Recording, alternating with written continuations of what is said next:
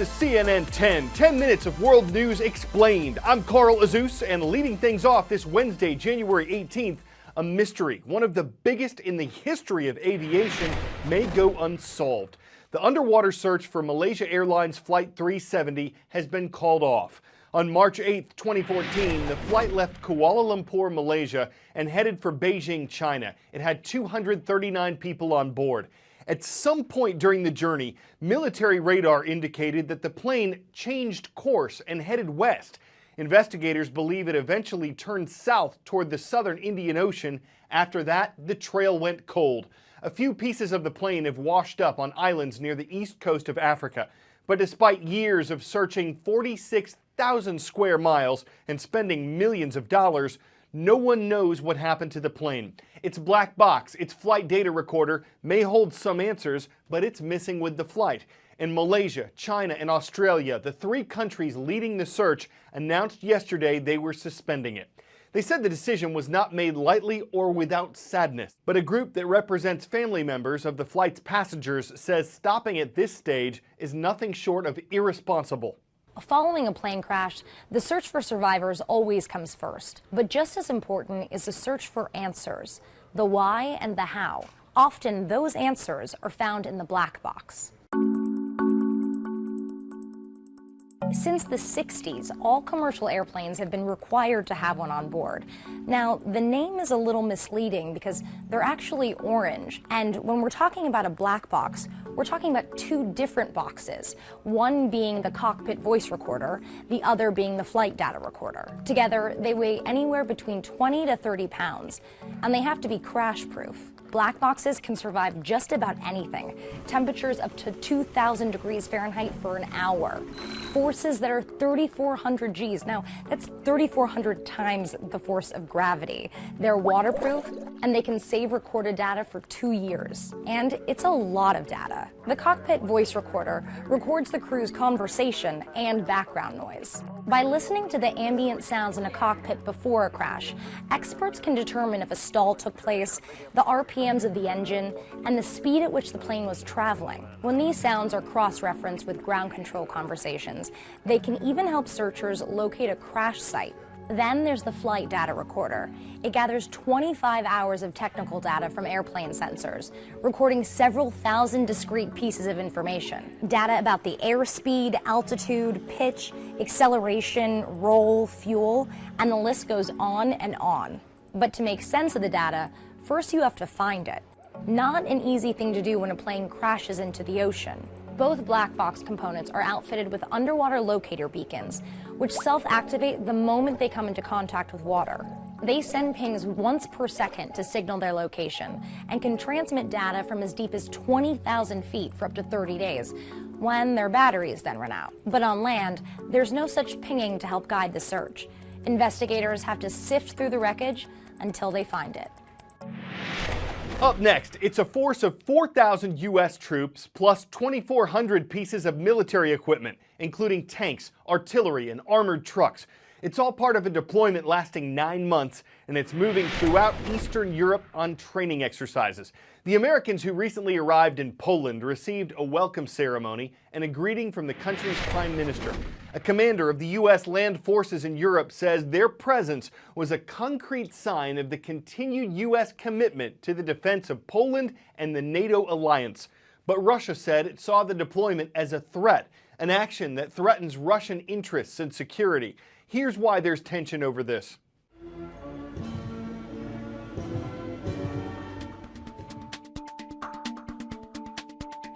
The one thing you need to know about U.S. troop deployment across Europe is the word collective defense. Let's take this example. Say Russian tanks crossed the border and invaded Latvia. Well, then it would be U.S. soldiers that rush to the front line in Latvia's defense. Now, that's the basis of the North Atlantic Treaty Organization, or NATO, an alliance of 28 countries guaranteeing the region's security. An attack on one is an attack on all. But the United States has by far the most powerful military in the alliance. Now, NATO was formed in 1949, just after World War II, in order to contain the Soviet Union. But in 1991, the USSR collapsed. In the next decade or so, NATO grew to include some of those former Soviet states. Then in 2014, Russian forces entered Ukraine, seizing the Crimean Peninsula, a violation of international law. Now, Ukraine is not a member of NATO, so the United States and other NATO allies did not mobilize troops to defend Ukraine. But many of Ukraine's neighbors are members of NATO. Poland, Estonia, and Latvia are just some of the NATO allies that have called for more troops to come to their defense. And this is why we see thousands of U.S. troops now deployed across Eastern Europe to create a strong deterrent against any further Russian aggression. 10-second trivia. Which U.S. president gave the shortest inaugural address? George Washington, William Henry Harrison, Abraham Lincoln, or Franklin Delano Roosevelt? Delivered in 1793, George Washington's second inaugural address was the shortest ever at 135 words, just 2 paragraphs. 224 years later, a presidential inauguration is a massive event, no matter how short or long the speech might be. The price tag can ring up at $200 million. That's not just this year's event. That's what inaugurations can typically cost in the 21st century. According to the Washington Post, both parties, Democrats and Republicans, tend to spend the same amount for inaugurations. Private donations can cover $70 million of the cost, give or take. The rest comes from taxpayers. And the money goes to everything from security, the biggest expense, to the swearing-in ceremony, the parade, the parties, and the inaugural ball.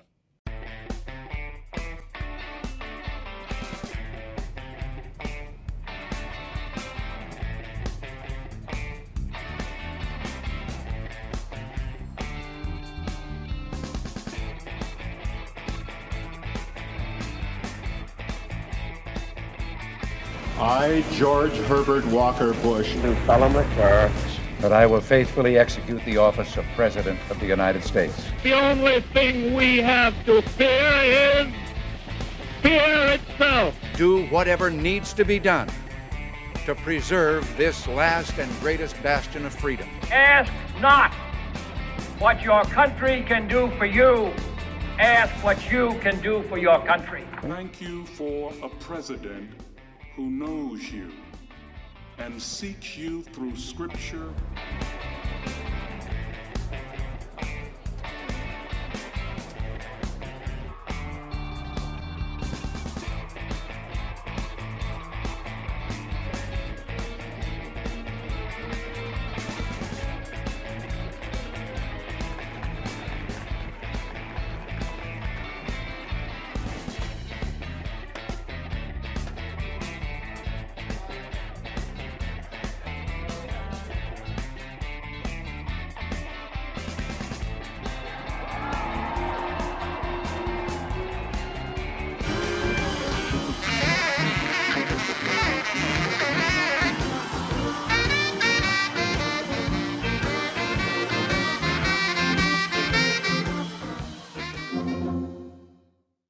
There's a quick, easy, and free way to find out in advance what's coming up on CNN 10. It's by signing up for our daily email. From our homepage, all you got to do is click on Sign Up for Daily Emails. Enter your email address, your first name, your state. That's it.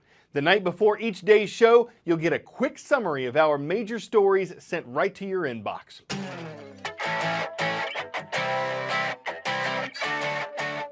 For 10 out of 10 today, you'd expect to see a polar bear playing in the snow, so no surprises here.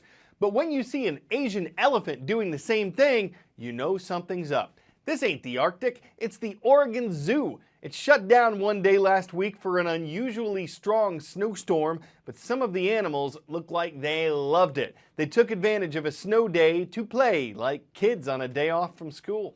Of course, the polar animals could bear it. As far as complaints went, the marine mammal's lips were sealed, and it didn't seem like it bothered the elephant's pachydermis. So even if snow wasn't part of their natural habitat, it wasn't zoo cold for them to luxuriate in near blizzard conditions. I'm Carl Azuz for CNN 10.